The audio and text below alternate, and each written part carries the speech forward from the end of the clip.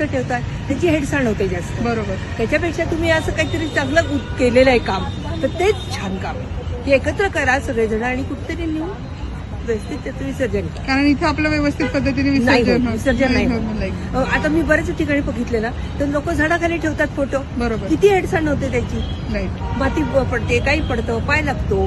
मग त्याच्यापेक्षा ते तुम्ही जमवा, साठवा. मग आता तुम्हाला जेव्हा हा मेसेज आला तेव्हा तुम्हाला काय वाटलं? मला उलट आनंद झाला, खूप आनंद झाला मला की इतकं छान सेवा आहे ही, की बरं झालं. मी विचार करत होते की कुठं टाकायचे एवढे पुस्तकं आणि ते. किती दिवसापासून तुम्ही जमवून ठेवलं मी होतं? कधी खूप वर्ष झाले माझे जमवून. खूप वर्ष. खूप वर्ष.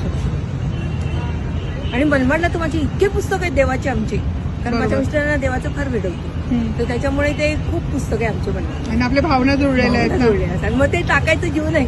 बरोबर. म्हणून मग Actually आता माझ्या कला यांचे पण माझ्याजवळ खूप पुस्तकं आहेत, हटलेले आहेत, पण माझा जीव नाही झाला टाकायला.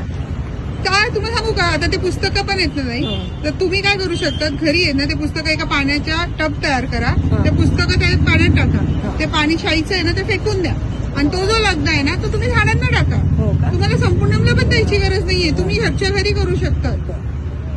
खरंच. ते छान आहे. आणि जेव्हा आपण करतो ना ह्या गोष्टी, त्या एक वेगळीच भावना तिथं येतात. पक्का.